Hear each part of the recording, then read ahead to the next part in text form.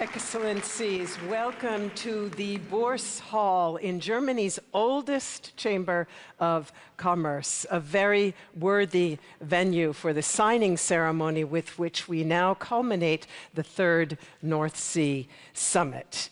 And we will be joined shortly by the heads of government. Here they come. Welcome.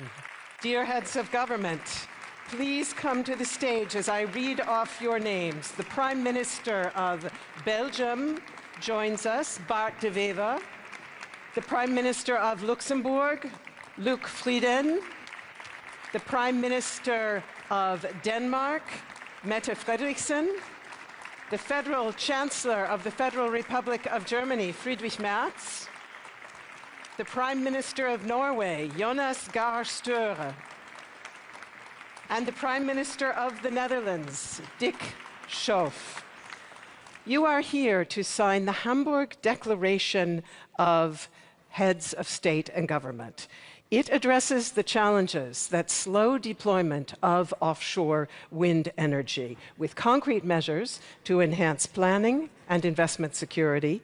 Furthermore, it marks the parties' common aim to develop up to 100 gigawatt of offshore wind energy in cross-border projects by 2050, to deepen and strengthen the integration of hydrogen, to create an effective regional financing framework, and to bolster the protection of critical energy infrastructure at sea through enhanced mutual multilateral cooperation. All are crucial drivers for achieving the bold aim that is reflected in the Declaration's title, Building the North Sea's Power Hub for a Resilient and Competitive Europe. And the document will now arrive on our signing table. And before you take pen in hand, I would just like to note that although President Macron and Prime Minister Starmer, as well as Taoiseach Michel Martin, were not able to attend the summit, they have been deeply involved in preparations for this important event, and they signed the final declaration beforehand. They are, of course, critical partners with all of you in the summit process and in the expansion and safeguarding of offshore wind energy. And now, dear signatories, please sign the Hamburg Declaration.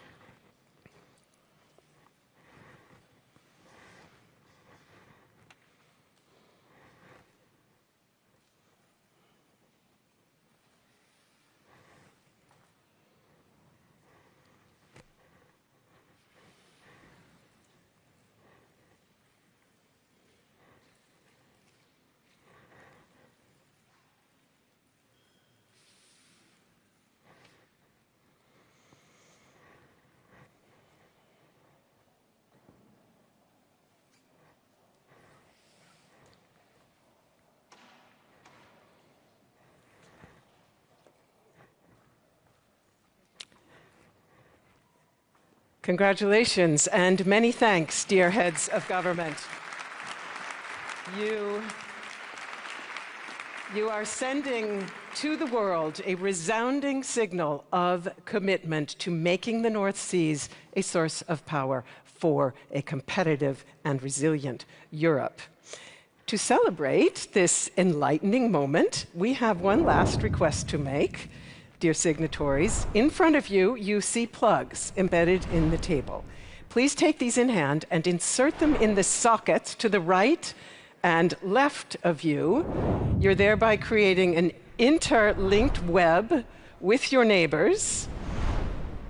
And here at the third North Sea Summit, as well as at the previous summits in Denmark and Belgium, and in the work to come, you are building interconnections that will make the North Seas and Europe a bright beacon of cooperation on clean energy. So one more plug to go. And there we are. Light show. Congratulations.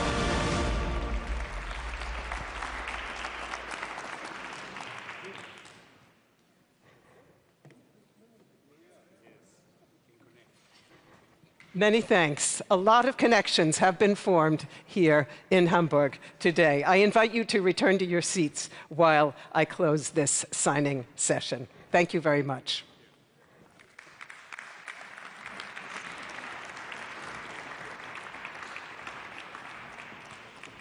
And with these wonderful pulsing cables, it is now my honor to close this session and to thank all of those who have made the summit possible today, our hosts, the participating delegations, and the organizing team. Would you join me in giving them a warm round of applause, please, for their hard work?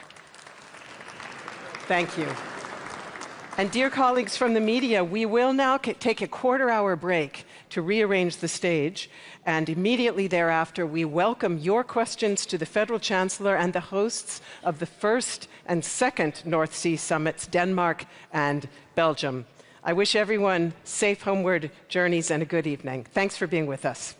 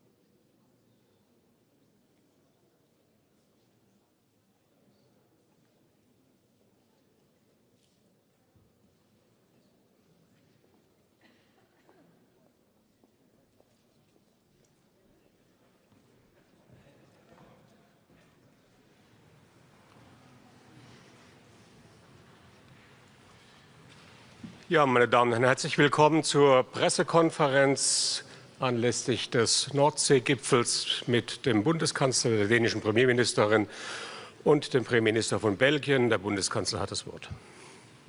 Ja, liebe Mette Frederiksen, lieber Bart de Wever, liebe Kollegen, meine Damen und Herren, lassen Sie mich zunächst sagen, ich freue mich sehr, dass Deutschland in diesem Jahr Gastgeber sein darf der dritten Nordsee-Konferenz, des dritten Nordsee-Gipfels zur Windenergie auf See.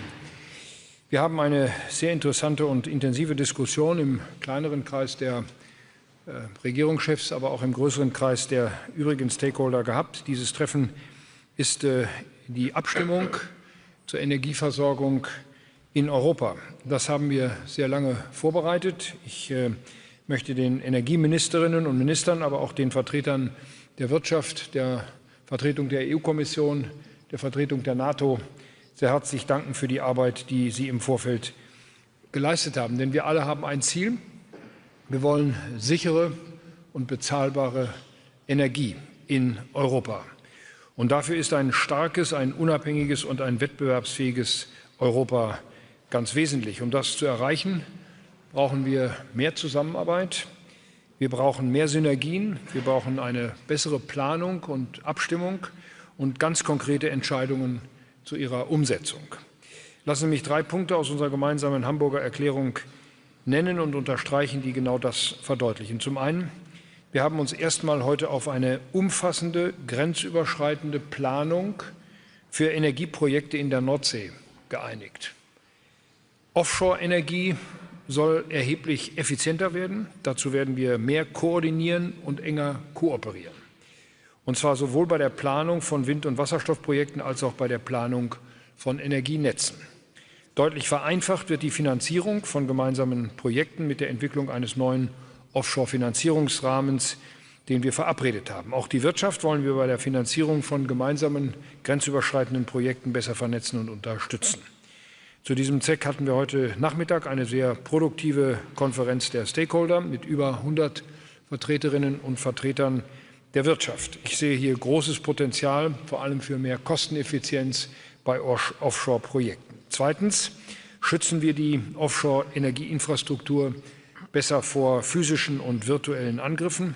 Mehr Sicherheit erreichen wir, indem die Nordseestaaten besser mit unseren Partnern und Alliierten in der Europäischen Union und in der NATO zusammenarbeiten. Und drittens gibt es nun einen konkreten Aktionsplan, um diese Schritte zu verwirklichen.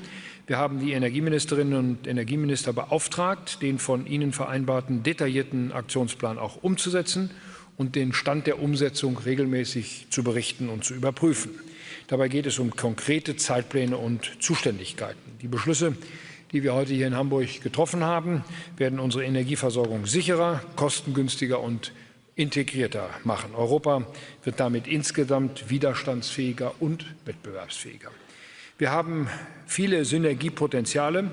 Wir halten die Offshore-Energie für Verbraucherinnen und Verbraucher für bezahlbar und wir ermöglichen neue Investitionen für die Wirtschaft. Und schließlich, es war ein guter und produktiver Gipfel heute. Dass wir es auch ernst meinen mit sehr konkreten Projekten und konkrete Schritte unternehmen, zeigt auch die bilaterale Einigung zwischen Deutschland und Dänemark zu Bornholm Energy Island, die wir heute am Rande des Gipfels miteinander getroffen haben. Liebe Mette Frederiksen, herzlichen Dank für das Engagement, das wir hier gemeinsam auch in ein konkretes Projekt umsetzen können. Denn Bornholm Energy Island ist das erste rechtsverbindlich vereinbarte hybride Offshore-Kooperationsprojekt in Europa. Es gibt kein zweites. Wir machen hier das erste. Geplant ist die Erzeugung von 3 Gigawatt Offshore-Windenergieleistung, die über 2 neue Netzverbindungen sowohl nach Deutschland als auch nach Dänemark geleitet werden. Mit solchen konkreten Projekten realisieren wir die Ziele, die wir uns bisher im Nordseegipfel immer wieder gesetzt haben. So machen wir Offshore-Energie günstiger, sicherer und stärken damit gemeinsam unsere Resilienz. Das kommt nicht nur Deutschland und Dänemark zugute, sondern ganz Europa. Ja, meine Damen und Herren, vielleicht abschließend. Wir wollen die Bevölkerung in unserer Europäischen Union und darüber hinaus besser schützen. Wir haben auch darüber eine intensive Diskussion geführt, denn wir wissen, dass wir jetzt vor großen Herausforderungen stehen, die nicht nur mit der Energieversorgung zu tun haben. Ich will es hier von dieser Stelle aus noch einmal ausdrücklich sagen. Vor allem Dänemark und die Bevölkerung Grönlands können sich auf unsere Solidarität verlassen. Zugleich wird Europa insgesamt mehr für die Sicherung der Arktis tun. Das ist im gemeinsamen transatlantischen Interesse. Auch darüber waren wir uns heute einig. Abschließend will ich mich noch sehr herzlich bedanken beim ersten Bürgermeister der Hansestadt der Freien und Hansestadt Hamburg, auch bei allen Menschen in der Stadt, die uns ihre Gastfreundschaft heute geschenkt haben. Und bitte haben Sie Verständnis für die eine oder andere kleine Einschränkung, die es heute Morgen im Verkehr in Hamburg gegeben hat. Wir bedanken uns in diesem Sinne sehr herzlich für die Gastfreundschaft in dieser Stadt, die nicht nur das Tor zur Welt ist, sondern auch das Tor zur Nordsee. Es hätte daher auch keinen besseren Ort geben können für den Nordseegipfel in Deutschland. Noch einmal vielen Dank an die Gastfreundschaft in dieser wunderbaren Stadt Hamburg. Vielen Dank. Prime Minister Frederiksen, please. Thank you, Chancellor, dear Friedrich. Thank you for inviting all of us to Hamburg today. Let me start by thanking everyone present here today. Thank you for your support to Greenland and the Kingdom of Denmark. I think it has become clear to everybody that it is not only about the Kingdom of Denmark. What is going on is about more fundamentally European issues and values. It's about our democratic principles, it's about our integrity, and it is about who we are. And I have to say that I think Europe has shown strength and unity these past weeks. I'm grateful, but I also have to say it's the only way forward. We have to build a much stronger Europe. To get there, we need to become more self-sufficient, more competitive, and more independent. And that is what today's meeting has been about. Now, please allow me to follow up on what you just said, Friedrich, about our announcement on Bornholm Energy Island. I want to thank you for our cooperation. I'm very glad that we can announce a deal today on this important and, as you said, a very fantastic project. It's first of its kind. It's a cross-border project that integrates the European energy market. It delivers green electricity to German households and to Danish households and to our companies. It is strengthening our ties, and I hope that this agreement will send a very powerful signal. It's not only about words, it's about action and leadership. Our goal is now to inspire others to follow within the European Union. Green energy is not only good for our planet, it strengthens our energy security.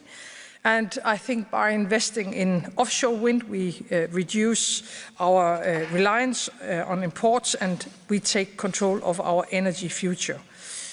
It will contribute to lower and more stable energy prices for our households and for businesses in Europe. And it will create European jobs for the future. It does sound a bit easier than it is. And I think many European countries, including Denmark, have experienced that everything has become more expensive. Like so many other challenges we face today, there is still a war going on. We face challenges with security, competitiveness, and migration. They all point one way, more clearly than ever before, that we have to build a much stronger Europe. So let's continue to work together to build a stronger and more secure Europe. Thank you. Thank you. Prime Minister De Wever, please. Vielen Dank. Zuerst möchte ich Bundeskanzler Merz bedanken für diesen Gipfel. Dieser Gipfel kommt am richtigen Moment für die Nachbarn, mit denen wir die Nordseeküste teilen. I want to also thank my Danish colleague, Mette Frederiksen, who hosted the first summit in Esbjerg in 2022 before the Ostend summit in 2023. Und ich möchte auch mich gerne herzlich bedanken bei unserem Gastgeber, der Oberbürgermeister der Freie und Hansestadt Hamburg, meinen ehemaligen Kollegen und guten Freund Dr. Tschentscher. Fast alles ist schon gesagt. Man hat mich auch gefragt, auf Englisch zu reden, leider. So I'll continue in English. I think we come together in Hamburg at a pivotal moment in Europe's energy transition. For generations, the North Sea has been a source of prosperity, of trade and innovation. Today, it has to become also the beating heart of Europe's secure energy future. That's what we already decided, and that's what we are confirming today. For my country, offshore renewables and nuclear energy are two sides of the same coin. Clean and affordable power at scale with stability and security of supply. And I'm happy to say that in the next few months, we will tender a new offshore wind park, and we are investing in our grid. We want to do this, and I'm happy that we can do this together with our neighbors, because coordinated regional grid planning reduces costs. A coordinated grid plan is essential for lowering energy costs for our industry and households and for contributing to the energy transition. And I think, and I want to highlight very briefly, 5 important points. First, we must accelerate grid development and cross-border interconnections. This is vital, and there is a lot of work to do on that. Second, we need to speed up permitting and delivery at every level of government, from regional level to state level to the European level. Third, we must ensure Europe has the industrial capacity to deliver. If we align our planning and coordinate procurement, we can offer predictable demand, unlock investment in the supply chain, and accelerate delivery at lower cost. 4, we should unlock innovative financing and fair cost sharing for cross-border infrastructure, which is a challenge, let's be honest. And finally, as we scale up, we must protect what we built. And you probably can imagine that this aspect of it has, due to recent events, taken up a lot of time in the discussions that we held amongst the leaders today. We live in a very uncertain time. We need to take decisions with a maximum level of certainty. That certainty can only be provided if we stand for security and if we do that as Europeans. Thank you very much. Vielen Dank. Wir haben Zeit für 3 Fragen. Herr Fischer hat die erste. Vielen Dank. Herr Bundeskanzler, Sie haben sich ja noch vor einem Jahr im Wahlkampf sehr kritisch zur Windenergie geäußert. Sie haben gesagt, es sei eine Übergangstechnologie. Windräder könnten in Zukunft vielleicht auch wieder zurückgebaut werden. Sie haben auch gesagt, Windräder seien hässlich. Haben Sie da Ihre Meinung geändert und sehen Sie Investitionen in Windenergie heute als dauerhafte Investitionen? Und eine Frage an Sie 3 zum Thema USA. Inwieweit haben Sie darüber gesprochen, wie es jetzt in den Verhandlungen über Grönland weitergehen soll? Die USA fordern ja offensichtlich neue Militärbasen auf souveränem Gebiet in Grönland. Ist das für Sie überhaupt eine Option? Und dann würde ich gerne noch wissen, wie Sie über die Ereignisse in Minnesota denken. Es sind ja viele Europäer, die schockiert sind darüber, was da passiert sind. 2 amerikanische Staatsbürger sind getötet worden. Macht Ihnen das auch Sorgen? Ich fange vielleicht mal mit dem letzten Aspekt an. Ich finde es in der Tat besorgniserregend, welche Nachrichten wir da aus den USA in den letzten Tagen bekommen. Und es ist offensichtlich immer wieder eine Region oder eine Stadt, die davon betroffen ist. Ich gehe davon aus, dass die amerikanischen Behörden jetzt wirklich aufklären, ob es notwendig war, hier zu schießen. Ob es wirklich eine Bedrohung der beteiligten Beamten gegeben hat. Ich muss jedenfalls sagen, dieses Ausmaß an Gewaltanwendung in den USA finde ich besorgniserregend, um es mal so zu sagen. Was Grönland betrifft, die Amerikaner haben ja ihre Truppenstärken in Grönland in den letzten Jahren drastisch reduziert. Es gab mal über 30.000 auf Grönland stationierte amerikanische Soldaten. Heute sind es noch, Mette, 200 vielleicht. Die Amerikaner haben, wenn ich es richtig sehe, 2 große Militärbasen in Grönland, die seit einem Vertrag aus dem Jahr 1951 auch entsprechend abgesichert sind. Ich sehe hier eine gemeinsame Anstrengung als notwendig an, den Norden besser zu schützen. Und ich kann das vielleicht aus den Gesprächen heute Morgen sagen. Der norwegische Ministerpräsident hat ausführlich darauf hingewiesen, wie stark die NATO und der europäische Teil der NATO bereits den Norden Europas schützt und wie eng die Zusammenarbeit zwischen den Streitkräften und auch den Nachrichtendiensten der Europäer und der Amerikaner ist. Also es gibt hier kein Erkenntnisdefizit auf europäischer Seite. Es gibt einen gemeinsamen Handlungsauftrag für die NATO. Und dazu zählen die Amerikaner genauso wie die Europäer. Und das Ganze, so wie wir in der NATO seit 75 Jahren zusammenarbeiten, unter vollem Respekt der territorialen Souveränität und Integrität der beteiligten Länder. Was die Windenergie betrifft, ich habe immer differenziert zwischen Wind an Land und Wind auf See.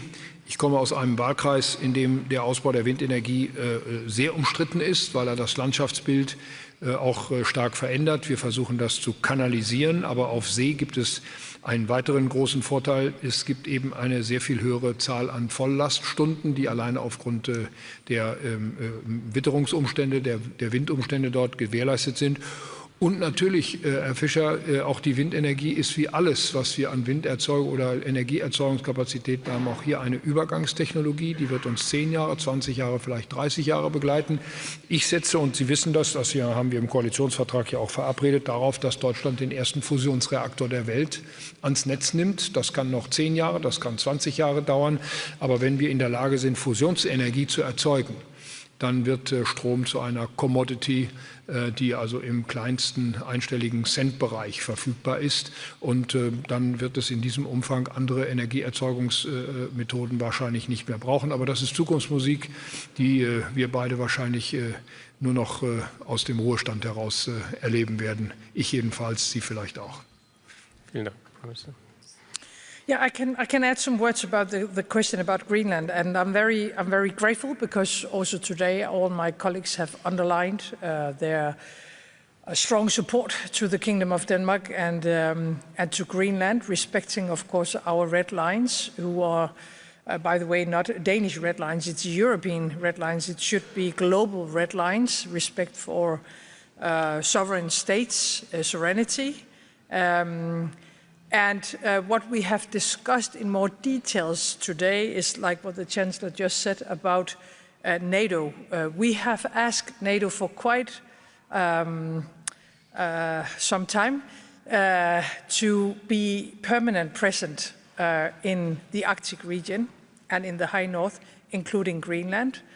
Until now, we haven't had a permanent deployment of NATO soldiers in Greenland, but as you probably know, the Greenlandic government and the Danish government have asked NATO to be permanent present. My hope is that we will have something you can almost like copying Baltic Sentry to the Arctic region. I think it will be very important not only for the northern flank of NATO, but also geopolitical, a very, very strong signal to Russia and China. So this is what we are working for, and at the same time we have bilateral talks with the US on issues concerning US and the Kingdom of Denmark. Prime Minister De Wever, also. I have nothing particularly to add. We hope that we can keep cooperating under the NATO flag, and I don't think that any security challenges posed on Greenland demand other solutions than the NATO solution, and we would be glad and honored to be able to participate in an Arctic Sentry operation. Good. Thank you. Next question goes to Philip Kierkegaard from the Danish Broadcasting Company. Yes, thank you. I have a question for Mr. Merz. So today you are announcing the energy island Bornholm, but the Danish government is making new regulation that will allow other countries to put wind parks on Danish soil or waters. Is this something the German government wants to go ahead with, creating not just Bornholm, but more wind parks in Danish waters? And a question for all the three of you. I have heard so many speak today about geopolitics, energy security. And I would like to ask if Trump's remarks on windmills and gas dominance, energy dominance, actually is speeding up Europe's investments in wind energy. Wir haben in der Europäischen Union seit vielen Jahren eine gemeinsame Energiepolitik, die allerdings bis jetzt nicht in gemeinsamen Energieprojekten ihren Niederschlag gefunden hat. Das machen wir jetzt zum ersten Mal, indem wir zwischen Dänemark und Deutschland ein gemeinsames Energieprojekt auf den Weg bringen. Ich finde, das kann auch ein Beispiel sein für andere Länder, die entsprechend kooperieren. Ich bin jedenfalls der dänischen Regierung sehr dankbar, dass sie diesen Weg mit uns geht. Ich will darauf hinweisen, das hat auch weitere Vorteile, denn die Interkonnektoren werden es erlauben, dass Strom in beide Richtungen fließt, sowohl nach Dänemark als auch nach Deutschland. Davon können wir beide nur profitieren. Und ich werde nicht müde, auch in Deutschland immer wieder zu sagen, wir brauchen mehr Stromerzeugungskapazitäten, einfach um die hohen Preise in den Griff zu bekommen. Wir können sie nicht auf Dauer durch den Staat subventionieren. Wir brauchen mehr Angebot, damit die Nachfrage auch entsprechend bedient werden kann. Und deswegen freue ich mich über jedes gemeinsame Projekt, das wir gemeinsam auf den Weg bringen können. Und dies ist ein gutes Beispiel und vielleicht sogar ein Vorbild auch für andere.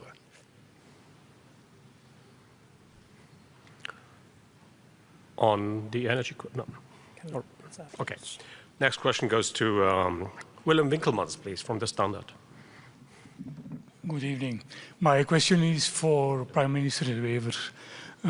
To execute all the plans here presented, does Belgium need a full-scale development of the energy island? That's a very good question, Wim.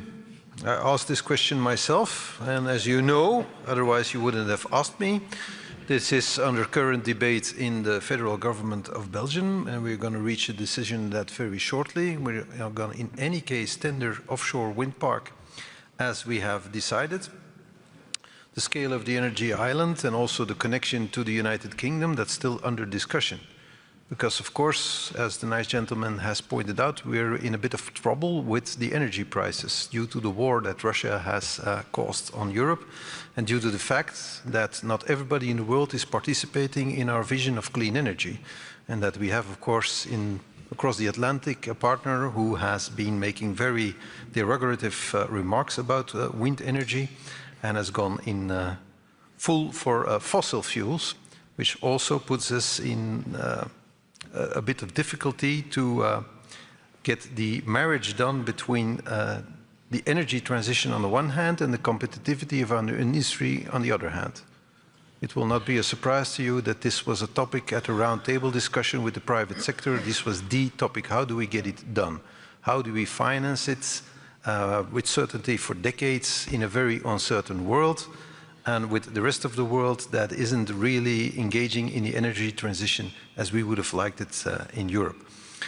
So we'll take all that in consideration and take the best possible decision we can, tendering the offshore wind park, new capacity of offshore wind, but the scale of the project, that's still a question mark for me, as it is for you, and will remain a question mark for the time being. Thank you. Prime Minister Frederiksen has now. Maybe just to add one point. I mean, now we have been able to take a very, very important decision within the European Union to phase out fossil fuels from Russia. And I think, or I hope that all Europeans can see now that it was a huge mistake to be depending on Russian fossil fuels. We should never have done that. And now we have to make sure that we will have no dependencies on other countries outside Europe, not only on energy, on everything. And that's why I think nobody can discuss energy without discussing security. And nowadays you cannot discuss security without discussing energy. So we have to scale up, we have to speed up, and we have to be able to produce the energy that is needed for our households and for our businesses. So also in this area, we are in a hurry. And that is why the decisions that we have been able to, we will sign today between Germany and Denmark is so extremely important. But a Europe that is depending on others is a more fragile Europe. So also on energy, we have to move forward on our own. Vielen Dank. Dankeschön fürs Kommen. Vielen Dank. Gut.